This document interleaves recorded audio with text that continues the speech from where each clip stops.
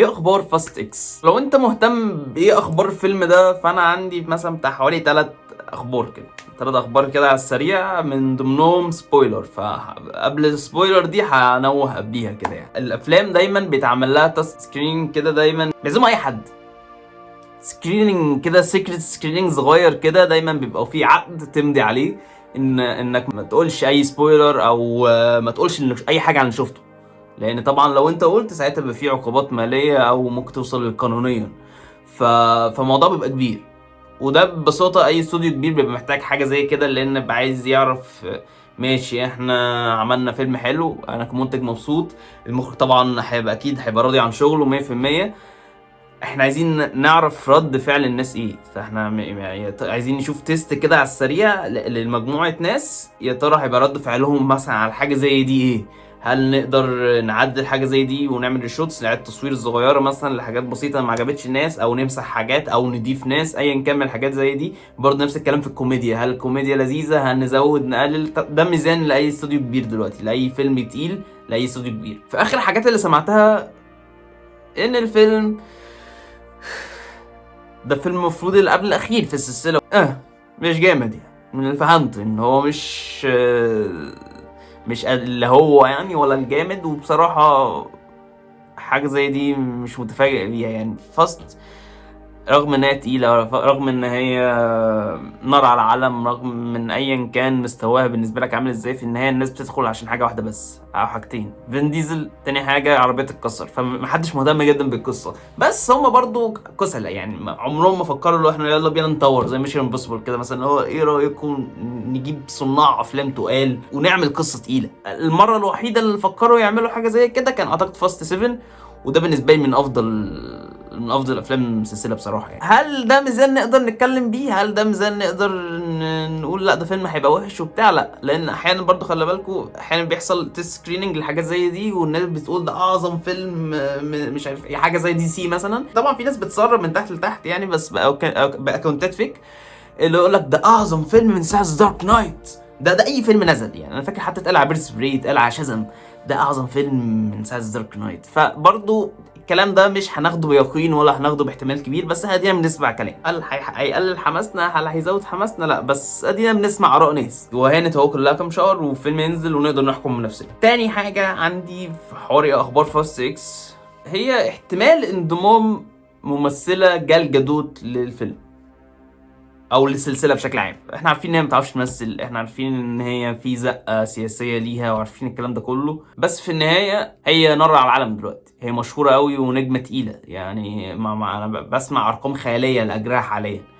فهي طبعا اضافه كبيره جدا للسلسله، وهم دايما بيدوروا على اي حد دلوقتي، يلا بينا اي حد يلا هو عايز يلم. حتى فان ديزل كان بيحاول يصالح ذا روك عشان يرجع ومش عارف ايه، هو عايز يلم الناس دي كلها. في كلام ان هي انضمت للفيلم ده او هتنضم للسلسله، ودي اهم حاجه عندي بصراحه في الفيديو ده، اللي هو مش علشان ظهورها هو المهم بالنسبه لي، لا، ده معناه حاجه واحده يا جماعه، هو السلسله دي فان ديزل هيختم السلسله دي في نهايه قصه الفيلم ده اللي هو بارت 2 بتاع الفيلم ده، واعتقد فان ديزل هيودع السلسله وخلاص.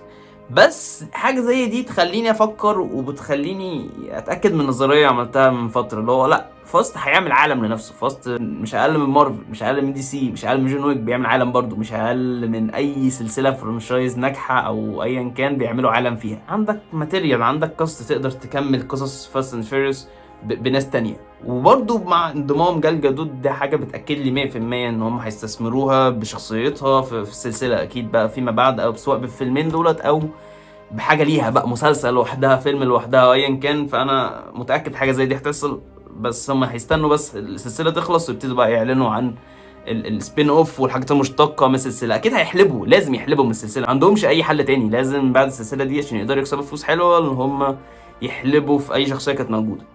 وطبعا يجيب لك بقى فين ديزل يظهر فلاش باك بقى مثلا، سواء عايش او ميت او ايا كان، والكلام ده كله احنا عارفينه يعني. تالت حاجه معايا دي هتبقى سبويلر، هتكلم عليها دلوقتي حالا حالا حالا بالا. فلو انت يعني بصراحه انا مكسوف وانا بقولها يا جماعه يعني، اكيد محدش هيبقى مهتم يتحرق له ولا لا، بس برضه باخد احتياطاتي بالنسبه لحوار جال جادوت. برضه زي ما قلت، حوار السكريننج اللي حصل ده، هي ظهرت في نسخه من النسخ اللي اتعرضت، ظهرت في اخر مشهد في الفيلم. دي المفروض الكليف هانجر، دي اللي هتنهي اللي هو ده ايه ده مش معقول والكلام ده. طبعا انا بقول حرق لان هي الشخصيه اللي عملتها جال جادوت ماتت في افلام من الافلام اللي اتعرضت، دي عايشه. فدي مفاجاه الفيلم ان الشخصيه دي عايشه. طبعا عملوها لسه السنه اللي فاتت في اخر جزء في شخصيه كانت مهمه برضو اللي هو كان صاحبها طلع عايش. ما فيش حد بيموت في السلسله، ففكره ان هو دي مفاجاه الفيلم ان هو دي تطلع عايشه، سواء بقى هتعمل ايه بالظبط في حياتها. فدي السبويلر يعني. هي هتظهر في نهايه الفيلم وتكمل دورها عادي جدا. هي بقى عايشه ازاي؟ هي المفروض وقعت من الطياره او حاجه زي كده. عايشه ازاي مش عايشه ازاي بس يعني صباح الفل. مش هندقق في حاجه زي كده بصراحه يا جماعه. في النهايه الناس دي بتفكر برضه، هم يفكروا كويس جدا، واختيار جال جادوت ده اختيار ذكي جدا، واعتقد في مصلحتهم حاليا بالذات، لان في اشاعات ان هي مش هتكمل في دور وندر وومن تاني.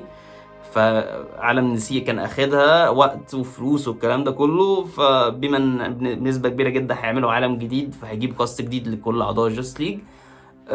فهي فاضيه يعني. هي برضو كاريرها بينزل، خلي بالكم يا جماعه يعني. برضو هي طلعت عشان دي وندر وومن والفتاه الاسرائيليه اللي مش عارف ايه والكلام الضحك بتاعهم ده، بس في النهايه هي بتقع.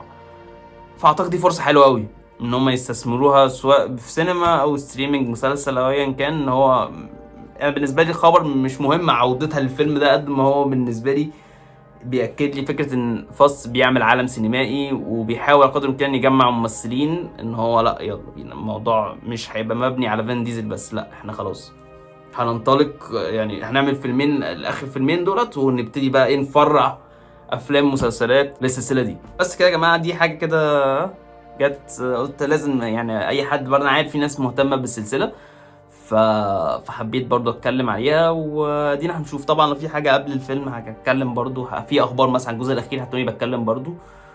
وبرضه كنت عامل فيديو عن بول ووكر وازاي هيرجعوه، بنسبه كبيره برضه هيرجعوه بالمنظر ده بايا كانت الطريقه. ودينا هنشوف، لان هو عايز برضه عايز يعمل اند جيم. هو عايز فين ديزل عايزين يعملوا لقطه الاند جيم، فهو يجيبوا اي حد في السلسله يبقى موجود. فاكيد مش هيضيعوا حاجه زي دي ان هم يحاولوا يرجعوا بول ووكر سواء بديب فيك او باخوه او ايا كان. بس كده يا جماعه، ده الفيديو بتاع النهارده، اتمنى يكون عجبكم. كان معاكم زياد المغربي من كابوريا ستيشن. أز كابوريا أز كابوريا لو أزوني حأز المجا فيجا فيجا دي